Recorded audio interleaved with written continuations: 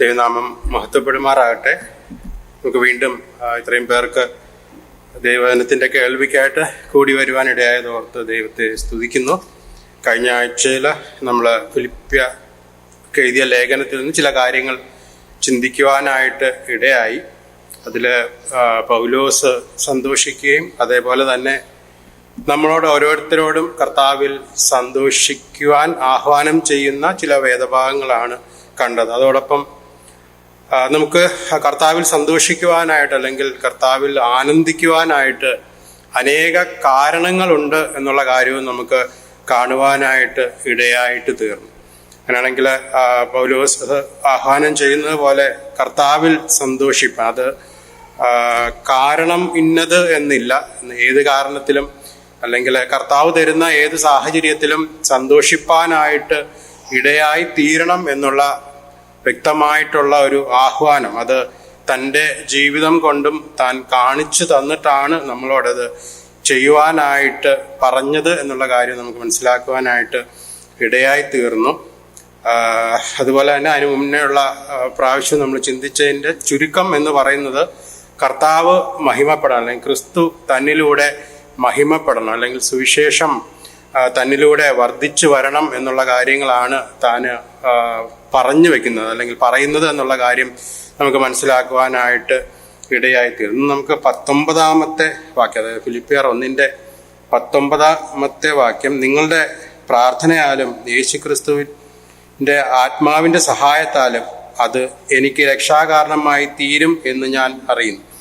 അങ്ങനെ ഞാൻ ഒന്നിലും ലജ്ജിച്ചു പോകാതെ പൂർണ്ണ ധൈര്യം പൂണ്ട് ക്രിസ്തു എൻ്റെ ശരീരത്തിങ്കൽ ജീവനാലാകട്ടെ മരണത്താലാകട്ടെ എപ്പോഴും എന്ന പോലെ ഇപ്പോഴും മഹിമപ്പെടുകയുള്ളൂ എന്ന് പ്രതീക്ഷിക്കുകയും പ്രത്യാശിക്കുകയും ചെയ്യുന്നു. എനിക്ക് ജീവിക്കുന്നത് ക്രിസ്തുവും മരിക്കുന്നത് ലാഭവും ആകും. ദൈവത്തിന് മഹത്വം. നമുക്ക് വളരെ പരിചയമുള്ളതും അല്ലെങ്കിൽ അനേകം പ്രാവശ്യം നമ്മൾ പല ചിന്തകൾ കേട്ടിട്ടുള്ളതുമായിട്ടുള്ള വേദഭാഗമായിട്ട് ഇതിരിക്കുന്നു എന്നുള്ളതിന് ഒരു സംശയമില്ല. നമുക്കറിയാം ഇതിൻ്റെ പശ്ചാത്തലത്തിലും അല്ലെങ്കിൽ താൻ ജയിലിൽ അടയ്ക്കപ്പെട്ട് ഇരിക്കുമ്പോഴാണ് ഈ വേദഭാഗം എഴുതുന്നത് എന്ന് നമുക്ക് വ്യക്തമായിട്ട് അറിയാം. അതുപോലെ തന്നെ സ്നേഹിക്കുന്ന അല്ലെങ്കിൽ താൻ സ്നേഹിച്ച ഒരു സഭയ്ക്ക് വേണ്ടിയാണ് ഇത് എഴുതുന്നത്. അതേപോലെ തന്നെ ആ സഭയും പൗലോസിനെ വളരെയധികം സ്നേഹിച്ചിരുന്നതായിട്ട് നമുക്ക് മനസ്സിലാക്കുവാനായിട്ട് സാധിക്കും. ഇവിടെ നമ്മൾ വായിച്ചു വന്നത് ഒരു പ്രാർത്ഥനയ്ക്കുള്ള ഒരു അഭ്യർത്ഥന അവിടെ താൻ മുമ്പോട്ട് വയ്ക്കുന്നതായിട്ട് നമുക്ക് കാണുവാനായിട്ട് സാധിക്കുന്നു. നിങ്ങളുടെ പ്രാർത്ഥനയാലും എന്ന് പറഞ്ഞാണ് അവിടെ തുടങ്ങുന്നത്. പ്രാർത്ഥന മാത്രമല്ല, 2 കാര്യങ്ങൾ അവിടെ പറയുന്നുണ്ട്. പ്രാർത്ഥനയാലും യേശുക്രിസ്തുവിൻ്റെ ആത്മാവിൻ്റെ സഹായത്താലും 2 കാര്യങ്ങൾ താൻ അവിടെ മുമ്പോട്ട് വയ്ക്കുന്നു. ഒന്ന്, പ്രാർത്ഥന ആവശ്യമാണ്, അല്ലെങ്കിൽ വിശ്വാസികളായിരിക്കുന്ന അല്ലെങ്കിൽ നിങ്ങൾ വളരെ സ്നേഹിക്കുന്ന എനിക്ക് വേണ്ടി പ്രാർത്ഥിക്കേണ്ടത് വളരെ ആവശ്യമാണ് എന്ന് പറയുന്നു. 2, പരിശുദ്ധാത്മാവിൻ്റെ അല്ലെങ്കിൽ യേശുക്രിസ്തുവിൻ്റെ ആത്മാവ് എന്നവിടെ പറഞ്ഞിരിക്കുന്നു. അതിൻ്റെ സഹായവും ആവശ്യമാണ് എന്നുള്ള കാര്യവും പൗലോസ് അവിടെ പറയുന്നതായിട്ട് നമുക്ക് കാണുവാനായിട്ട് സാധിക്കുന്നുണ്ട്. എന്നിരുന്നാലും അവിടെ വീണ്ടും നമ്മൾ താഴോട്ടൊക്കെ വരുമ്പോൾ നമുക്കവിടെ കാണുവാനായിട്ട് സാധിക്കുന്നത് പൗലോസിൻ്റെ ജീവിതത്തിൻ്റെ ലക്ഷ്യം അല്ലെങ്കിൽ പൗലോസിൻ്റെ ജീവിതം കൊണ്ട് താൻ എന്താണ് ഉദ്ദേശിക്കുന്നത് എന്നുള്ള കാര്യമാണ് നമുക്ക് ആ 3 വാക്യങ്ങളിലായിട്ട് മനസ്സിലാക്കുവാനായിട്ട് സാധിക്കുന്നത്. തനിക്കൊരു വ്യക്തമായിട്ടുള്ള ഒരു ലക്ഷ്യമുണ്ട്, അല്ലെങ്കിൽ വ്യക്തമായിരിക്കുന്ന ഒരു ബോധ്യമുണ്ട് താൻ എങ്ങോട്ടാണ് പോകുന്നത്, അല്ലെങ്കിൽ തൻ്റെ ജീവിതമാകുന്ന ആ തോണി അത് ഏത് ദിശയിലേക്കാണ് സഞ്ചരിച്ചു കൊണ്ടിരിക്കുന്നത് എന്നുള്ള ഒരു വളരെ വ്യക്തമായിട്ടുള്ള ഒരു ബോധം അല്ലെങ്കിൽ തനിക്ക് ഉണ്ട് എന്നുള്ള കാര്യം നമുക്ക് മനസ്സിലാക്കുവാനായിട്ട് സാധിക്കും. മാത്രവുമല്ല, ആ ലക്ഷ്യം ഇടയ്ക്കിടയ്ക്ക് ഇങ്ങനെ മാറ്റുന്നതായിട്ട് നമുക്ക് ഒരിടത്തും കാണുവാനായിട്ട് സാധിക്കുന്നില്ല. ലക്ഷ്യം ഒന്ന് മാത്രമാണ് തൻ്റെ ജീവിത ലക്ഷ്യം എന്ന് പറയുന്നത്. നമുക്കറിയാം ഈ ലോകത്തിൽ പല ഉപദേശങ്ങളുണ്ട്, അല്ലെങ്കിൽ പല ചിന്തകളുണ്ട്. ഈ ചിന്തകളൊക്കെ അവസാനം എത്തിച്ചേരുന്നത് മരണത്തിലാണ് എത്തിച്ചേരുന്നത്, അല്ലെങ്കിൽ അതിൻ്റെ അപ്പുറത്തോട്ടുള്ള ഒരു ചിന്തയെ പറ്റി വേറെ ആരും പറയുന്നതായിട്ട് നമുക്ക് കാണുവാനായിട്ട് സാധിക്കും. എത്ര വലിയ പ്രസംഗം ചെയ്യുന്നവരാണെങ്കിലും അല്ലെങ്കിൽ എത്ര വാതോരാതെ സംസാരിക്കുന്നവരാണെങ്കിലും ഏകദേശം എല്ലാവരും മരണം എത്തുമ്പോൾ അല്ലെങ്കിൽ മരണത്തിൻ്റെ ആ ഒരു പടിക്കലെത്തി അവിടം വരെ അത് പറഞ്ഞ് അവസാനിപ്പിക്കുന്നതായിട്ട് നമുക്ക് കാണുവാനായിട്ട് സാധിക്കുന്നുണ്ട്. പക്ഷേ ഈ പൗലോസിന്റെ ഈ ഒരു ചിന്തയിൽ അല്ലെങ്കിൽ പൗലോസ് എൻ്റെ യാത്രയിൽ ആ ഒരു ഒരു ഒരു ബാരിയർ അല്ലെങ്കിൽ ആ ഒരു തടസ്സം അവിടെ ഉള്ളതായിട്ട് നമുക്ക് കാണുവാനായിട്ട് സാധിക്കും. അല്ലെങ്കിൽ ഈ മരണം എന്ന് പറയുന്നത് തന്നെ ബാക്കി കാര്യങ്ങൾ ചിന്തിക്കുവാനായിട്ട് തടസ്സപ്പെടുത്തുന്ന ഒരു കാര്യമായിട്ട് ഇരിക്കുന്നതായിട്ട് നമുക്ക് കാണുവാനായിട്ട് സാധിക്കുന്നില്ല. നമ്മൾ അവസാനം വായിച്ചത് അങ്ങനെയാണ്, എനിക്ക് ജീവിക്കുന്നത് ക്രിസ്തുവും മരിക്കുന്നത് ലാഭവും എന്ന് പറയുന്നതായിട്ട് നമുക്ക് കാണുവാനായിട്ട് സാധിക്കുന്നുണ്ട്. രണ്ട് കാര്യം ചെയ്താലും എനിക്ക് ലാഭം തന്നെയാണ്, അല്ലെങ്കിൽ അതെനിക്ക് ബെനിഫിറ്റ് ആയിട്ടുള്ള ഒരു കാര്യമായിട്ടാണ് അതിരിക്കുന്നതെന്ന് നമുക്ക് മനസ്സിലാക്കുവാനായിട്ട് സാധിക്കും. നമ്മളിപ്പോൾ വായിച്ച ഭാഗത്തിൽ അത് നമ്മൾ വായിക്കുമ്പോൾ നമുക്കവിടെ അറിയാം, താൻ ജയിലിലാണ്, തനിക്കവിടെ രണ്ട് ഓപ്ഷനാണ് തൻ്റെ മുമ്പിൽ ഉള്ളത്. അതും തൻ്റെ ഓപ്ഷൻ അല്ല, തനിക്ക് കിട്ടാവുന്ന രണ്ട് ഓപ്ഷൻ. ഒന്ന് കൊല്ലപ്പെടാം, അല്ലെങ്കിൽ ജയിൽ മോചിതരായി പുറത്തേക്ക് പോകാം. ഈ രണ്ട് ഓപ്ഷനാണ് തൻ്റെ മുമ്പിൽ ഉള്ളത് എന്നുള്ള കാര്യം നമുക്ക് മനസ്സിലാക്കുവാനായിട്ട് സാധിക്കുന്നുണ്ട്. ഇനി പൗലോസിന്റെ ആ ചിന്ത അല്ലെങ്കിൽ പൗലോസിന്റെ ആഗ്രഹം എന്ന് പറയുന്നത് ഏതായാലും അവിടെ കർത്താവ് മഹിമപ്പെടണം, അല്ലെങ്കിൽ കർത്താവിൻ്റെ നാമം മാത്രം മഹിമപ്പെടണം എന്നുള്ളതാണ് പൗലോസിന്റെ ചിന്ത എന്നുള്ളത് നമുക്ക് മനസ്സിലാക്കുവാനായിട്ട് സാധിക്കും. ഇപ്പൊ ഞാൻ നേരത്തെ പറഞ്ഞതുപോലെ പൗലോസിന്റെ ജീവിത ലക്ഷ്യം എന്ന് പറഞ്ഞ, അല്ലെങ്കിൽ തൻ്റെ യഥാർത്ഥ ലക്ഷ്യം താൻ ആയിരിക്കുന്നത് എന്തിനാണെന്നുള്ള ആ വ്യക്തമായ ബോധ്യം തനിക്കുണ്ട്. അത് എന്താണ് എന്നുള്ളതാണ്. അത് ക്രിസ്തു കർത്താവ് തൻ്റെ ജീവിതം കൊണ്ട് അല്ലെങ്കിൽ തൻ്റെ മരണം കൊണ്ട് കർത്താവിൻ്റെ നാമം മഹിമപ്പെടണം, അത് മാത്രമാണ് തൻ്റെ ലക്ഷ്യം. ഇത് ഒരു വാക്യത്തിലല്ല, ഒരു ബുക്കിലല്ല, അല്ലെ ഒരു ലേഖനത്തിലല്ല, അനേകം വാക്യങ്ങളിലും അല്ലെങ്കിൽ അനേകം ലേഖനങ്ങളിലും നമുക്ക് ഈ കാര്യം കാണുവാനായിട്ട് സാധിക്കുന്നുണ്ട്. കർത്താവ് തന്നിലൂടെ മഹിമപ്പെടണം, അല്ലെങ്കിൽ കർത്താവിൻ്റെ നാമം തന്നിലൂടെ മഹത്വം എടുക്കണം, അതാണ് തൻ്റെ ജീവിത ലക്ഷ്യം എന്ന് പറയുന്നത്. അപ്പം അങ്ങനെയാണെങ്കിൽ നമ്മളെ പറ്റി ഒന്ന് ചിന്തിച്ചു നോക്കുകയാണെങ്കിൽ നമുക്കും ഇതുപോലെയുള്ള ചില ജീവിത ലക്ഷ്യങ്ങൾ ഉണ്ടായിരിക്കണം. ഇപ്പം നമ്മൾ മാനുഷികമായിട്ട് നോക്കിയാൽ പല രീതിയിലുള്ള പല ടൈപ്പിലുള്ള ആൾക്കാരെ നമുക്ക് കാണുവാനായിട്ട് സാധിക്കും. ചിലർ സ്വന്തം കാര്യത്തിന് വേണ്ടി ജീവിക്കുന്നവരായിരിക്കും, സ്വന്തം കാര്യം മാത്രം നോക്കുക, നമ്മുടെ ചുറ്റിലുള്ള ഒരു കാര്യത്തിലും ഇടപെടാനായിട്ട് തയ്യാറല്ല. ചിലരെ നോക്കുമ്പോൾ തനിക്ക് വേണ്ടിയില്ല, മറ്റുള്ളവർക്ക് വേണ്ടി ജീവിക്കുന്നതായിട്ട് കാണുവാനായിട്ട് സാധിക്കും. ഇനി ചിലരെ നോക്കുമ്പോൾ ഭവനത്തിന് വേണ്ടി ജീവിക്കുന്നതായിട്ട്. അങ്ങനെ ഓരോരുത്തരുടെയും ജീവിത ലക്ഷ്യം എന്ന് പറയുന്നത് വ്യത്യസ്തമാണ്. ഓരോ രീതിയിലായിരിക്കും അവരുടെ ജീവിതം മുമ്പോട്ട് കൊണ്ട് പോകുന്നത് എന്ന് നമുക്ക് കാണുവാനായിട്ട് സാധിക്കുന്നുണ്ട്. പക്ഷെ ഇവിടെ പൗലോസിന്റെ ലക്ഷ്യം കർത്താവിന്റെ മഹിമ മാത്രമാണ്, അല്ലെങ്കിൽ കർത്താവിന്റെ നാമത്തിന്റെ ഉയർച്ച മാത്രമാണ് തൻ്റെ ലക്ഷ്യമെന്ന് നമുക്ക് മനസ്സിലാക്കുവാനായിട്ട് സാധിക്കും. അങ്ങനെയാണെങ്കിൽ നമ്മുടെ ജീവിതത്തിന്റെ ലക്ഷ്യം എന്താണ്? നമ്മൾ കഴിഞ്ഞ ആഴ്ച ചിന്തിച്ചതുപോലെ ഈ ലോകത്തിലെ കുറെ കാര്യങ്ങളൊക്കെ ചെയ്ത് എങ്ങനെയെങ്കിലുമൊക്കെ ജീവിച്ച് അവസാനിക്കുക എന്നതാണോ, അതോ കർത്താവ് നമ്മളെ ചില കാര്യങ്ങളൊക്കെ ഏൽപ്പിച്ചിട്ടുണ്ട് എന്നുള്ള കാര്യം നമ്മൾ കഴിഞ്ഞ ആഴ്ച ചിന്തിക്കുവാനായിട്ട് ഇടയായിത്തീർന്നു. ആ കാര്യങ്ങളൊക്കെ ചെയ്യുവാനായിട്ട്, അതിൽ ചിലതെങ്കിലുമൊക്കെ ചെയ്യുവാനായിട്ട് നമ്മൾ താല്പര്യമുള്ളവരാണോ, അതോ അല്ലെങ്കിൽ ഈ ലോകത്തിലുള്ള ചില കാര്യങ്ങളൊക്കെ ചെയ്ത് ഈ ലോകത്തിന്റെ സന്തോഷം കണ്ടെത്തി, അല്ലെങ്കിൽ ഈ ലോകത്തിന്റെ സന്തോഷത്തിൽ ആനന്ദിച്ച് നമ്മുടെ ജീവിതം അവസാനിക്കുവാനാണോ നമ്മൾ ആഗ്രഹിക്കുന്നത്, അല്ലെങ്കിൽ നമ്മുടെ സന്തോഷം എന്തിലാണെന്നുള്ള കാര്യം നമ്മൾ വീണ്ടും ഒന്ന് ചിന്തിക്കേണ്ടിയിരിക്കുന്നു.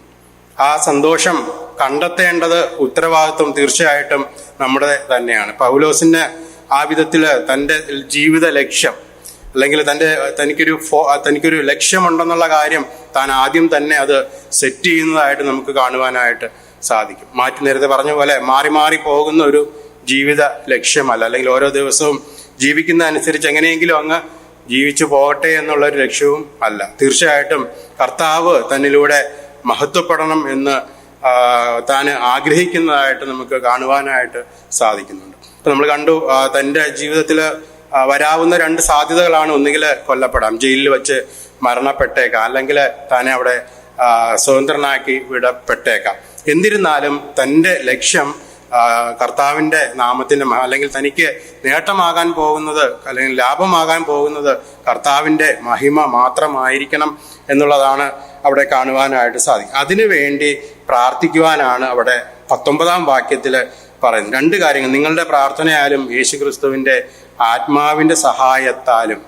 ഈ രണ്ട് കാര്യങ്ങളും ഉണ്ടെങ്കിൽ എനിക്ക് ആ കാര്യം ചെയ്യുവാനായിട്ട് സാധിക്കും. നമ്മൾ അതിൻ്റെ അടുത്ത വാക്കെന്ന് പറയുന്നത് അത് എനിക്ക് രക്ഷാകാരണമായി തീരും എന്ന് ഞാൻ അറിയുന്നു. അതെനിക്ക്, അതായത് നിങ്ങളുടെ പ്രാർത്ഥന എനിക്ക് ആവശ്യമാണ്, ദൈവത്തിൻ്റെ കൃപ എനിക്ക് ആവശ്യമാണ് എന്ന് പറയുമ്പോൾ പ്രാർത്ഥന തീർച്ചയായിട്ടും പ്രാർത്ഥനയ്ക്ക് അല്ലെങ്കിൽ പ്രാർത്ഥനയ്ക്ക് മാറ്റുവാൻ സാധിക്കാത്ത ഒരു കാര്യവും ഇല്ല എന്ന് നമ്മൾ മനസ്സിലാക്കുന്നുണ്ട്. അപ്പം പൗലോസും ആ കാര്യം മനസ്സിലാക്കുന്നുണ്ട്. തനിക്ക് പ്രാർത്ഥന കൊണ്ട് ഉപകാരമുണ്ടാകും അല്ലെങ്കിൽ ഉപയോഗമുണ്ടാകും എന്നുള്ള കാര്യം നമുക്ക് അറിയാവുന്നതാണ്. കാരണം ഞാൻ ആദ്യം പറഞ്ഞ പോലെ വളരെ സ്നേഹിക്കുന്ന, പൗലോസിനെ വളരെ സ്നേഹിക്കുന്ന ഒരു സഭയാണ്. അങ്ങനെയാണെങ്കിൽ ആ പ്രാർത്ഥന തീർച്ചയായിട്ടും ദൈവസന്നിധിയിൽ എത്താതിരിക്കുകയില്ല എന്നുള്ള ഉത്തമ ബോധം പൗലോസിനുണ്ട് എന്നുള്ള കാര്യം നമ്മൾ മറന്നു പോകാനായിട്ട് പാടില്ല. അങ്ങനെയാണെങ്കിൽ പ്രാർത്ഥനയ്ക്ക് അവിടെ വിലയുണ്ട്. രണ്ടാമത് കർത്താവിൻ്റെ കൃപ അല്ലെങ്കിൽ കർത്താവിൻ്റെ പരിശുദ്ധാത്മാവിൻ്റെ ആ ഒരു സഹായം. നമ്മൾ പലപ്പോഴും ചിന്തിക്കുന്ന ഒരു കാര്യമാണ്, പരിശുദ്ധാത്മാവിൻ്റെ അല്ലെങ്കിൽ ദൈവത്തിൻ്റെ സഹായമില്ലാതെ നമുക്കൊരു കാര്യവും ചെയ്യാനായിട്ട് സാധിക്കത്തില്ല, അല്ലെങ്കിൽ അത് പൂർത്തീകരിക്കാനായിട്ട് നമുക്ക് സാധിക്കുകയില്ല എന്നുള്ള കാര്യവും നമ്മൾ മറന്നു പോകാനായിട്ട് പാടില്ല. ഈ രണ്ട് കാര്യങ്ങളും തനിക്ക് ആവശ്യമാണ് എന്നുള്ള കാര്യം നമ്മൾ മനസ്സിലാക്കും. കാരണം നമ്മളെ പോലെ അല്ലെങ്കിൽ നമ്മളെയൊക്കെ പോലെ ഒരു സാധാരണ ഒരു മനുഷ്യനാണ് താനും അല്ലെങ്കിൽ പൗലോസും എന്നുള്ള കാര്യം തനിക്ക് വ്യക്തമായിട്ട് അറിയാം. പക്ഷെ താൻ ആയിരിക്കുന്നത് ദൈവത്തിൻ്റെ കൃപയാലാണ് എന്നുള്ള കാര്യവും താൻ വ്യക്തമാക്കുന്നതായിട്ട് നമുക്ക് കാണുവാനായിട്ട് സാധിക്കുന്നുണ്ട്. അപ്പം തൻ്റെ ശരീരത്തിൽ ബലഹീനത ഉണ്ട്, തനിക്ക് കഷ്ടപ്പാട് അല്ലെങ്കിൽ കഷ്ടതയുണ്ട്, പല രീതിയിലുള്ള കഷ്ടതയുണ്ട്. അതുകൊണ്ടാണ് ഈ രണ്ട് കാര്യങ്ങൾ താൻ അപേക്ഷിക്കുന്നതായിട്ട് അല്ലെങ്കിൽ പ്രാർത്ഥിക്കണം, അല്ലെങ്കിൽ ദൈവത്തിൻ്റെ കൃപ എനിക്ക് വേണം എന്നുള്ള കാര്യവും പൗലോസ് ചോദിക്കുന്നതായിട്ട് അല്ലെങ്കിൽ പറയുന്നതായിട്ട് നമുക്ക് കാണുവാനായിട്ട് സാധിക്കും. നമ്മുടെ ജീവിതത്തിൽ ഇതുപോലെ എന്തെങ്കിലുമൊക്കെ ചെയ്യുമ്പോൾ അല്ലെങ്കിൽ ചെറിയതായിക്കോട്ടെ വലിയ കാര്യമായിക്കോട്ടെ, അപ്പോഴൊക്കെ ദൈവത്തിൻ്റെ കൃപയില്ലാതെ നമുക്കൊരു കാര്യവും ചെയ്യാനായിട്ട് കഴിയത്തില്ല എന്നുള്ള കാര്യം നമ്മൾ മറക്കാനായിട്ട് പാടില്ല. ദൈവത്തിൻ്റെ കൃപയില്ലാതെ നമുക്കൊരു കാര്യവും പൂർത്തീകരിക്കാനായിട്ടും സാധിക്കത്തില്ല. കാരണം ചിലപ്പം ചെറിയ കാര്യമായിരിക്കാം, വലിയ കാര്യമായിരിക്കാം, മനുഷ്യരുടെ കാഴ്ചപ്പാടിൽ ചെറുതായിരിക്കാം, വലുതായിരിക്കാം. ഏത് തന്നെ ആയിരുന്നാലും ദൈവത്തിൻ്റെ കൃപയില്ലാതെ നമുക്ക് ചെയ്യുവാനായിട്ട് സാധിക്കത്തില്ല. അല്ലെങ്കിൽ അതിൻ്റെ ഒരു ദൈവകൃപ ഇല്ലാതെ ചെയ്യുമ്പോൾ അതിൻ്റെ ഒരു റിസൾട്ട് ദൈവം ആഗ്രഹിക്കുന്ന പോലെ ആയിത്തീരണം എന്ന് ഒരു നിർബന്ധവും ഇല്ല. അപ്പം ദൈവത്തിൻ്റെ കൃപയ്ക്ക് വേണ്ടിയിട്ട് നമ്മൾ പ്രാർത്ഥിക്കണം. ഈ ബലഹീനനായ അല്ലെങ്കിൽ ഈ പല ബലഹീനതകളുള്ള ഈ പൗലോസ് താൻ കർത്താവിൻ്റെ കൃപയ്ക്ക് വേണ്ടി അല്ലെങ്കിൽ കർത്താവിൻ്റെ കൃപ ലഭിക്കാനായിട്ട് പ്രാർത്ഥിക്കുവാനായിട്ട് പറയുന്നതായിട്ട് നമുക്ക് കാണുവാനായിട്ട് സാധിക്കുന്നുണ്ട്. നമുക്കും ഇതുപോലെ കർത്താവിൻ്റെ കൃപയ്ക്കായിട്ട് ചെറിയ കാര്യങ്ങളിലും അല്ല വലിയ കാര്യങ്ങളിലും നമ്മളെ കൊണ്ട് പറ്റുന്നതാണെങ്കിലും പറ്റാത്ത കാര്യങ്ങളാണെങ്കിലും എല്ലാത്തിലും കർത്താവിൽ ആശ്രയിക്കുക അല്ലെങ്കിൽ കർത്താവിൻ്റെ കൃപയ്ക്ക് വേണ്ടി അപേക്ഷിക്കുവാനായിട്ട് നമുക്ക് ഇടയായി തീരണം എന്നുള്ള കാര്യം നമ്മൾ മറന്നു പോകാനായിട്ട് പാടില്ല. അപ്പം രണ്ടാമത് നമ്മൾ കണ്ടത് അതെനിക്ക് രക്ഷാകാരണമാണ്. ഒരു പക്ഷെങ്കിൽ നമ്മൾ ചിന്തിക്കും ഈ അത് എന്താണെന്ന്. ഈ അത് എന്ന് പറയുന്നത് ഒരു പക്ഷെങ്കിൽ നമ്മൾ സാധാരണഗതിയിൽ ചിന്തിക്കുന്നത് തന്നെ അവിടുന്ന് രക്ഷിക്കാൻ അല്ലെങ്കിൽ ആ ജയിലിൽ നിന്ന് രക്ഷപ്പെടുത്തി അല്ലെങ്കിൽ പുറത്തേക്ക് വരുത്തുവാനുള്ള ഒരു കാര്യമായിട്ട് വേണമെങ്കിൽ നമുക്കത് ചിന്തിക്കാം. അത് എന്ന് പറയും, അതായത് നിങ്ങളുടെ പ്രാർത്ഥന കൊണ്ട് എനിക്ക് ഈ ജയിലിൽ നിന്ന് അല്ലെങ്കിൽ ഞാൻ എങ്ങനെയെങ്കിലും ഒന്ന് രക്ഷപ്പെട്ട് പുറത്തു വരാമെന്ന് വേണമെങ്കിൽ ചിന്തിക്കാം. പക്ഷെ നമ്മൾ താഴോട്ടൊക്കെ വായിച്ചാൽ തനിക്ക് അവിടെ ജയിലിലായിരിക്കുന്നതോ അല്ലെങ്കിൽ മരണപ്പെടുന്നതോ ഒന്നും ഒരു പേടിയായിട്ടുള്ള കാര്യമായിട്ട് താൻ പറയുന്നതായിട്ട് നമുക്ക് കാണുവാനായിട്ട് സാധിക്കുന്നില്ല. അങ്ങനെയാണെങ്കിൽ ഈ അത് എന്താണെന്ന് ചിന്തിക്കുകയാണെങ്കിൽ അവിടെയും താൻ ഉദ്ദേശിക്കുന്ന കാര്യം നമ്മൾ നേരത്തെ പറഞ്ഞത് തന്നെയാണ്, കർത്താവിൻ്റെ നാമത്തിൻ്റെ മഹിമയ്ക്കായിട്ടായിരിക്കണം എന്ന് അവിടെ നമുക്ക് കാണുവാനായിട്ട് സാധിക്കുന്നുണ്ട്. നമുക്കത് എഫെസ്യ ലേഖനം 6:19 വാക്യത്തിൽ ഞാൻ ചങ്ങല ധരിച്ച് സ്ഥാനാധിപതിയായി സേവിക്കുന്ന സുവിശേഷത്തിൻ്റെ മർമ്മം പ്രാഗൽഭ്യത്തോടെ അറിയിക്കാൻ എൻ്റെ വായ് തുറക്കുമ്പോൾ എനിക്ക് വചനം നൽകപ്പെടേണ്ടതിനും ഞാൻ സംസാരിക്കേണ്ടും വണ്ണം അതിൽ പ്രാഗൽഭ്യത്തോടെ സംസാരിക്കേണ്ടതിനും പ്രാർത്ഥിക്കുവിൻ എന്ന് നമ്മുടെ കാണുവാനായിട്ട് സാധിക്കണം. അപ്പോൾ താൻ പ്രാർത്ഥനയ്ക്ക് അല്ലെങ്കിൽ അപേക്ഷിക്കുമ്പോൾ പറയുന്ന ഒരു കാര്യമാണ് കർത്താവിൻ്റെ വചനം അല്ലെങ്കിൽ ആ മർമ്മം, സുവിശേഷത്തിൻ്റെ മർമ്മം പ്രാഗൽഭ്യത്തോടെ അറിയിക്കണം എന്ന് പറയുമ്പോൾ താന് സുവിശേഷം അറിയിക്കുമ്പോൾ അതിൽ ഒരു വ്യക്തത കുറവും വരാനായിട്ട് പാടില്ല. അല്ലെങ്കിൽ കേൾക്കുന്നവർക്ക് ആ സുവിശേഷം വളരെ വ്യക്തമായിട്ട് മനസ്സിലാകണം എന്നുള്ള ഒരാഗ്രഹമാണ് തൻ്റെ മനസ്സിലുള്ളത് എന്നുള്ള കാര്യം നമുക്കതിൽ നിന്ന് മനസ്സിലാക്കുവാനായിട്ട് സാധിക്കുന്നു. വേറെയും വാക്യങ്ങളിലോട്ടൊക്കെ ഉണ്ട്. കൊലോസ്യർ 4:3 പൗലോസ് ഇതേ കാര്യം തന്നെ വീണ്ടും പറയുന്നതായിട്ട് നമുക്ക് കാണുവാനായിട്ട് സാധിക്കുന്നുണ്ട്. കർത്താവിൻ്റെ അല്ലെങ്കിൽ ആ സുവിശേഷത്തിൻ്റെ മർമ്മം സത്യം പറഞ്ഞാൽ ഇതൊക്കെ എങ്ങനെ പറയണമെന്നുള്ള ആ ഒരു അറിവ് എനിക്കില്ല. സുവിശേഷത്തിന്റെ മർമ്മം എന്ന് പറയുമ്പോൾ ആ ഒരു വ്യക്തത അത് കേൾക്കുന്നവർക്ക് ഉണ്ടാവണം. ഒരു വിധത്തിൽ ഒരു തെറ്റിദ്ധാരണ അവിടെ കേൾക്കുന്നവർക്ക് ഉണ്ടാകാനായിട്ട് പാടില്ല എന്നുള്ളതാണ് പൗലോസിന്റെ ആഗ്രഹം. അതായത് താൻ ജയിലിലായിരിക്കുന്നതിനേക്കാൾ താൻ വളരെ ആഗ്രഹിക്കുന്ന ഒരു കാര്യം, അല്ലെങ്കിൽ പ്രാർത്ഥനയ്ക്ക് വേണ്ടി ചോദിക്കുന്ന ഒരു കാര്യം, അല്ലെങ്കിൽ പരിശുദ്ധാത്മാവിന്റെ കൃപയ്ക്ക് വേണ്ടി ചോദിക്കുന്ന ഒരു കാര്യം, സുവിശേഷത്തിന്റെ മർമ്മം അത് വെളിപ്പെടേണ്ടടുത്ത്, അല്ലെങ്കിൽ ആരോടാണോ സുവിശേഷം അറിയിക്കുന്നത് ആ കാര്യം വെളിപ്പെട്ട് വരണം എന്നുള്ള ഒരു കാര്യമാണ് താൻ ആഗ്രഹിക്കുന്നത് എന്നുള്ള കാര്യം നമുക്ക് മനസ്സിലാക്കുവാനായിട്ട് സാധിക്കുന്നുണ്ട്. അപ്പം സുവിശേഷത്തിന്റെ മർമ്മം, അല്ലെങ്കിൽ സുവിശേഷം മറ്റുള്ളവരിലേക്ക് എത്തിച്ചേരണം എന്നുള്ള കാര്യം താൻ ആഗ്രഹിക്കുന്നു, അല്ലെങ്കിൽ തൻ്റെ രക്ഷയേക്കാൾ, അല്ലെങ്കിൽ താൻ അവിടെ നിന്ന് രക്ഷപ്പെട്ടു വരുന്നതിനേക്കാൾ, അല്ലെങ്കിൽ ജയിൽ മോചിതൻ ആകുന്നതിനേക്കാൾ ദൈവത്തിന്റെ സുവിശേഷം വളരെ വ്യക്തമായിട്ട്, ഒരു സംശയവുമില്ലാതെ, ഒരു ഡൗട്ടും ഇല്ലാതെ അനേകരുടെ ഹൃദയങ്ങളിലേക്ക്, അല്ലെങ്കിൽ കൊലോസിയർ കാണുന്നത് അവിടെ വഴി തെളിയണം, അല്ലെങ്കിൽ അതിനൊരു ഓപ്പർച്യൂണിറ്റി, അവസരം ലഭിക്കണം എന്നുള്ളതാണ് നമുക്ക് കൊലോസിയറിൽ കാണുവാനായിട്ട് സാധിക്കും. അല്ലെങ്കിൽ സുവിശേഷം പറയുവാൻ അവസരം ലഭിക്കുമ്പോൾ അത് വളരെ വ്യക്തമായിട്ട് പറയുവാനായിട്ട് ഇടയാകണം, അല്ലെങ്കിൽ അവിടെ ഒരു തടസ്സമോ ഒന്നും ഉണ്ടാകാതെ ദൈവത്തിന്റെ, കർത്താവിന്റെ സുവിശേഷം വളരെ വ്യക്തമായിട്ട് അവരോട് അറിയിക്കുവാൻ, അല്ലെങ്കിൽ ആ ജനത്തോട്, അല്ലെങ്കിൽ ആ ജയിലിൽ കിടക്കുമ്പോൾ അവിടെയുള്ള അവരോടൊക്കെ സുവിശേഷം അറിയിക്കുവാനായിട്ട് തനിക്ക് ഇടയായി തീരണം എന്നാണ് താൻ ആഗ്രഹിക്കുന്നത് എന്നുള്ള കാര്യം നമുക്ക് കാണുവാനായിട്ട്, അല്ലെങ്കിൽ മനസ്സിലാക്കുവാനായിട്ട് സാധിക്കുന്നുണ്ട്. പൗലോസിന്റെ ഒരു ആഗ്രഹം, അല്ലെങ്കിൽ താൻ പ്രാർത്ഥിക്കുന്ന, അല്ലെങ്കിൽ പ്രാർത്ഥിക്കുവാനായിട്ട് ആവശ്യപ്പെടുന്ന അത് എന്ന് 19-ാമത്തെ വാക്യത്തിൽ പറയുന്നത്, എനിക്ക് രക്ഷാകാരണമായി തീരും എന്ന് പറയുന്നത് തൻ്റെ ഉള്ളിലുള്ള ഏറ്റവും വലിയ ആഗ്രഹം, അത് പൂർത്തീകരിക്കുവാനായിട്ട് നിങ്ങൾ ഓരോരുത്തരും പ്രാർത്ഥിക്കണം, അല്ലെങ്കിൽ അതിന് കർത്താവിൻ്റെ കൃപ ലഭിക്കണം എന്നുള്ളതാണ് പൗലോസിന്റെ ഏറ്റവും വലിയ പ്രാർത്ഥനയായിട്ട് ഇരിക്കുന്നത് എന്ന് നമുക്ക് മനസ്സിലാക്കുവാനായിട്ട് സാധിക്കും. അതിൻ്റെ അർത്ഥം എന്ന് പറയുന്നത് ഇത്രയേ ഉള്ളൂ: എനിക്ക് എന്ത് സംഭവിച്ചാലും, അല്ലെങ്കിൽ എൻ്റെ ജീവിതത്തിൽ ഒരു പക്ഷെങ്കിൽ ഞാൻ മരണപ്പെട്ടേക്കാം, അല്ലെങ്കിൽ ഞാൻ ഇവിടുന്ന് രക്ഷപ്പെട്ടേക്കാം, അല്ലെങ്കിൽ ഞാൻ ജയിലിൽ തന്നെ ആയിരുന്നിരിക്കാം, എന്ത് വന്നാലും കർത്താവിൻ്റെ നാമം എന്നിലൂടെ മഹത്വപ്പെടണം എന്നുള്ളതാണ് താൻ ആഗ്രഹിക്കുന്നത് എന്നുള്ള കാര്യം നമുക്ക് മനസ്സിലാക്കുവാനായിട്ട് സാധിക്കും. ഇനി ഇവിടെ ചിന്തിക്കുമ്പോൾ നമുക്ക് മനസ്സിലാവുന്ന ഒരു കാര്യം, ഞാൻ നേരത്തെ പറഞ്ഞ പോലെ രണ്ട് സാധ്യത: ഒന്നുകിൽ ജയിലിലായിരിക്കാം, അല്ലെങ്കിൽ താന് സ്വതന്ത്രനാക്കപ്പെട്ടേക്കാം, അല്ലെങ്കിൽ ജയിൽ മോചിതൻ ആക്കപ്പെട്ടേക്കാം. രണ്ടാണെങ്കിലും തനിക്കൊരു ഭാവവ്യത്യാസവും ഇല്ല എന്നുള്ളതാണ് നമുക്കിവിടെ മനസ്സിലാക്കേണ്ട ഒരു കാര്യം.